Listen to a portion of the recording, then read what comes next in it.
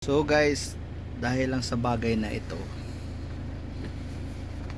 at masyado tayong na-pressure nitong bagay na to guys, na pinapamadali sa atin, na yun naman pala ay hindi masyadong napaka-importante. Pero ang sinasabi kasi sa akin, hindi ito nasang-ayon doon sa mga sinasabi. Ang sinasabi kasi sa akin, document. So paano maging document kung hindi naman pala document? Isang bagay lang ito na para sa ating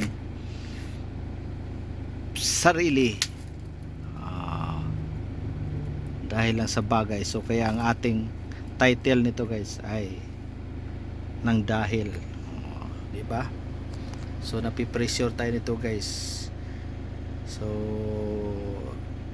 binablog muna natin to habang dito muna tayo sa tabi na saglit, tapos alis na rin tayo dahil pagdating ko doon hindi na ako makapag-vlog nito gawa nung may biyahe ako ulit. So ang biyahe ko ngayon, marami kasi akong biyahe ngayon guys, pero nang dahil lang to sa bagay na ito, nasira yung lahat ng mga biyahe ko. Parang isang katawan na lang yung sarili ko, kaliwat kanan, kulang na lang hatiin yung aking katawan guys. So 'di ba, minamadali lang ako dito, tapos yung pala, ito lang pala yung kukunin doon. Akala ko totoong document na importante, yung pala hindi naman pala gaano, dahil sa Lunes naman pala ito kailangan naman ng kailangan talaga. So 'di ba guys, so dami pang mga taong nababanggit para lang makuha ang itong bagay na ito guys.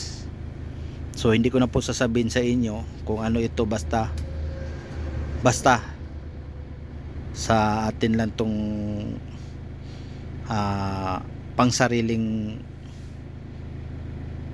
sa pang araw-araw natin ginagamit lang siya. So ayan guys, so maraming salamat po sa inyong lahat. Thank you and God bless to all.